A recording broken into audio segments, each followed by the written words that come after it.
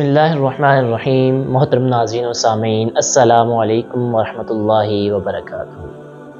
آج ہم بات کریں گے بر صغیر میں پائے جانے والی سویلائزیشن کی، یعنی انڈین سویلائزیشن کے اوپر آج ہم بات کریں گے۔ انڈین سویلائزیشن بیسیکلی 4 طبقات میں تقسیم تھی: برہمن، خشتری، ویش اور شودر۔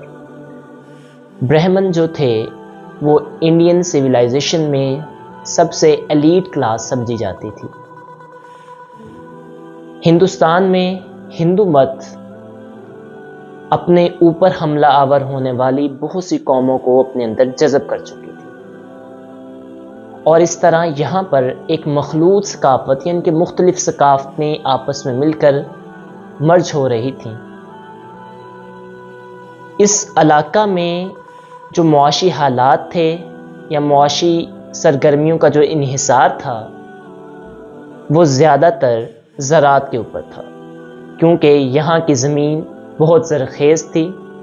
لوگ دریاؤں کے کنارے زمین کو زراعت کی سرگرمیوں کے حوالے سے استعمال کر رہے تھے، اور لوگوں کی جو آبادی تھی وہ بھی زیادہ تر دریاؤں کے کناروں میں آباد تھی۔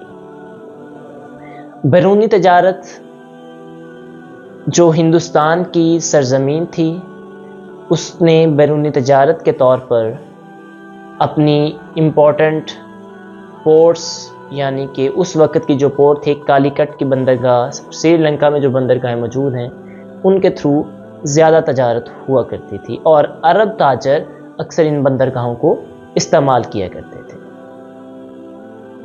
یہاں پہ جو ٹیکسز کا یا محصولات تھے وہ زمینداروں سے، تاجروں سے لیے جاتے تھے، تاکہ جو معاشی امور ہیں حکومت کے، انہیں آسان طریقے سے سر انجام دیا جا سکے۔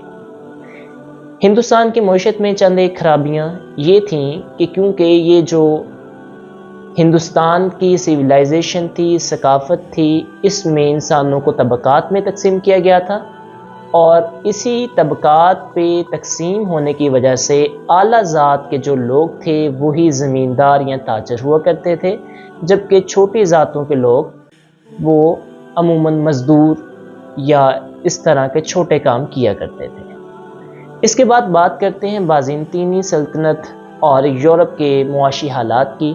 تو جو بازنطینی سلطنت ہے، بیسیکلی جو رومن امپائر تھے، یہ ان کے زیر سایہ تھی، اور اس کی جو مین سرگرمیاں تھیں وہ تجارتی راہداری کے طور پر زیادہ تھی، یعنی کہ قسطنطنیہ میں جو بحر روم ہے، افریقہ، عرب اور چین اور ہندوستان سے تجارتی سامان لانے کے لیے ایک بہت ہی شاندار گزرگاہ سمجھی جاتی تھی، اور اسی وجہ سے انہیں بہت سارے ٹیکسز یہاں سے مل رہے تھے۔